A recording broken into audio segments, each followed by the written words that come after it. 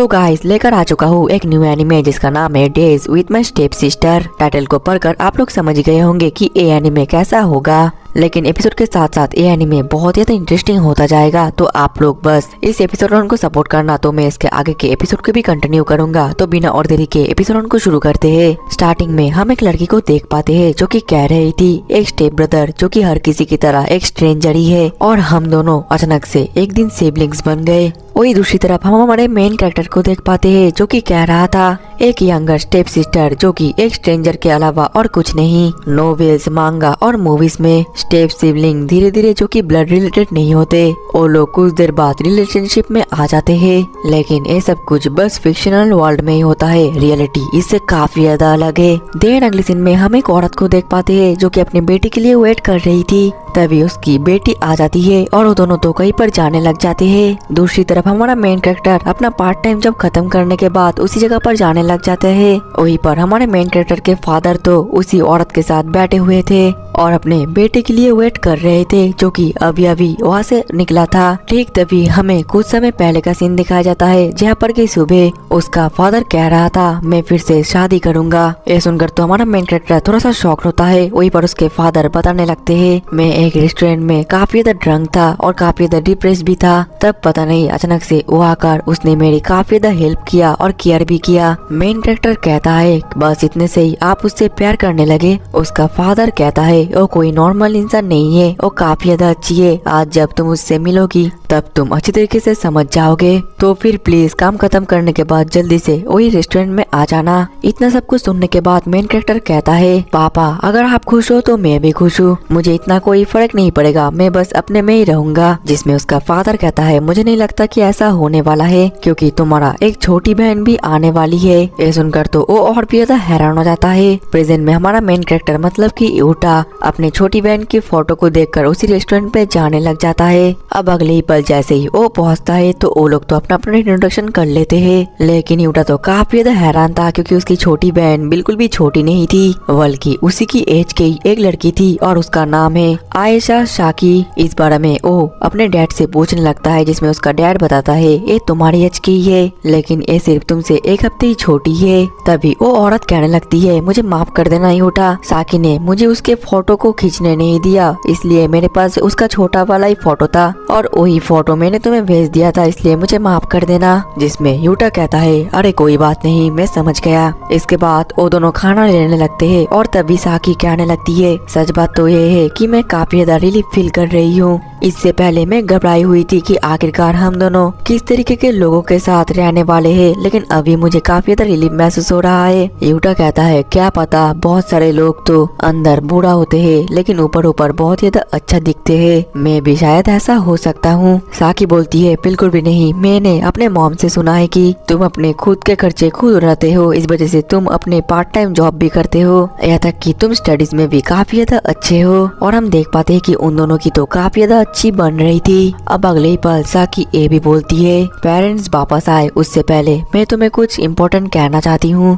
और ये ऐसी बात है कि मैं सिर्फ तुम्हें ही कह सकती हूँ। यूटा कहता है हम तो बस अभी अभी मिले हैं, इतने कम समय में तुम्हें मुझे इतना ज्यादा ट्रस्ट कर रही हो, क्या सच में मैं इतना ज्यादा अमेजिंग हूँ। जो सुनकर साकी थोड़ा सा सीरियस होकर बोलती है तुम्हारा ह्यूमर, तुम्हारा एक्सप्रेशन, तुम जिस तरीके से बात करते हो उससे मैं कोई भी स्ट्रॉन्ग इमोशन फील नहीं कर पा रही हूँ। मैं आशा करती हूँ कि मैं क्या बोल रही हूँ और तुम समझ पा रहे हो, और हाँ मैं तुमसे ज्यादा एक्सपेक्टेशन नहीं कर रही हूँ इसलिए तुम भी मत करना। मैं क्या बोलना चाहती हूँ इसके मीनिंग को तुम समझ पा रहे हो है ना। ये सुनकर यूटा हंसकर बोलता है मैं अभी रिलीफ फील कर रहा हूँ। साकी भी खुश थी और बोलती है और मैं भी। अब अगले दिन यूटा और उसके फादर तो घर सफाई कर रहे थे। यूटा तो आराम से कॉफी पी रहा था और उसका फादर तो काफी ज्यादा काम कर रहे थे। जो देखकर यूटा पूछता है आखिरकार आप इतना ज्यादा सफाई क्यों कर रहे हो। जवाब में उसका फादर कहता है मैं नहीं चाहता कि वो लोग सोचे कि मैं गंदा रहता हूँ और गंदा हूँ। ठीक तभी उनका घर का डोरबेल बजता है जिस वजह से यूटा दरवाजा खोलने चला जाता है और वहाँ पर तो वो लोग थे और बोल रहे थे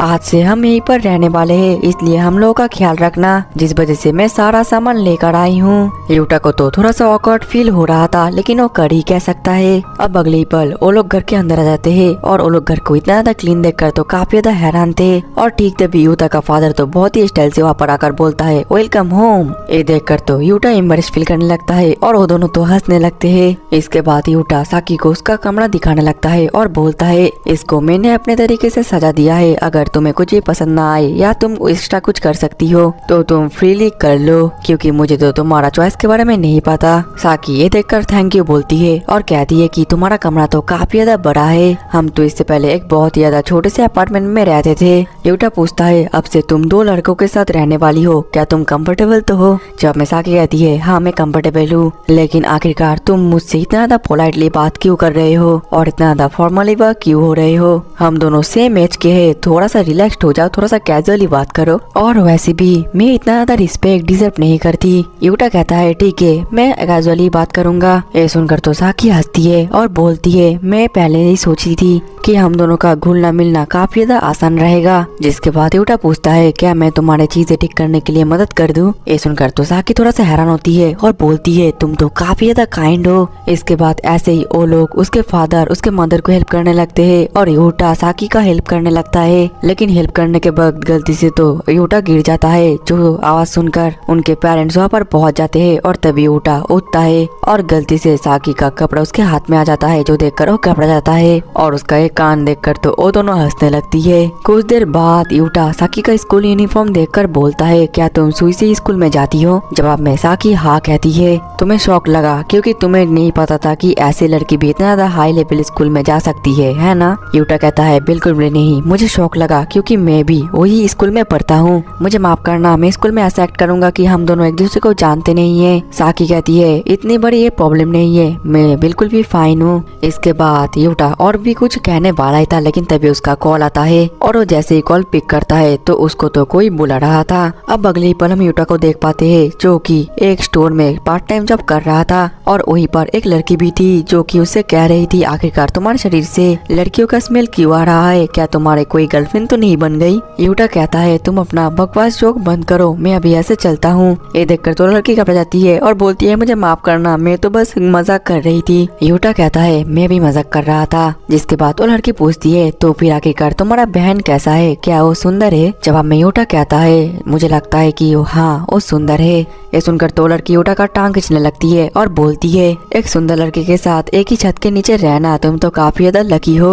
यूटा कहता है तुम अपना डर्टी जोक्स मारना बंद करो, ऐसा वैसा कुछ नहीं होने वाला जैसा तुम सोच रही हो। और फिर यूटा काफी ज्यादा परेशान होकर बोलता है मुझे बिल्कुल भी समझ नहीं आ रहा है कि आखिरकार मैं उसके साथ कैसे एटीट्यूड रखूं। जिसमें वो लड़की बोलती है यूटा ज्यादा टेंशन मत करो, तुम जैसे हो वैसे ही रखो। ये सुनकर तो यूटा थोड़ा सा हैरान हो जाता है। अब अगले ही पल काम खत्म होने के बाद वो घर पर आता है और घर पहुंचने के बाद तो थोड़ा सा शॉक्ड होता है क्योंकि अभी तक साकी सोई नहीं थी और वो तो किचन में बैठकर पानी पी रही थी और उसे देखकर यूटा कहने लगता है कि मैं घर आ गया। ये सुनकर साकी शर्माने लगती है और बोलती है मुझे माफ कर देना, मुझे ये सुनने की आदत नहीं है। तो इसके जवाब में मैं क्या बोलूं ये मुझे पता नहीं है। यूटा कहता है अरे कोई बात नहीं, लेकिन तुम्हें और तुम्हारे मम्मी को देखकर लगते है कि तुम दोनों काफी ज्यादा क्लोज हो। साकी जवाब में कहती है कि हाँ आज तो हम दोनों ने एक साथ शॉपिंग भी किया है, वो भी बहुत दिनों के बाद, और ये काफी ज्यादा मजेदार था। जिसके बाद तो यूटा शर्माने लगता है और बोलता है मैं बात लेकर आता हूँ, तुमने भी तो नहीं लिया है ना? तो फिर मैं ही आगे जाता हूँ, उसके बाद तुम जाना। और फिर कुछ देर बाद नहाना खत्म होने के बाद यूटा साकी के कमरे के पास जाता है और उससे कहता है अब तुम बात ले सकती हो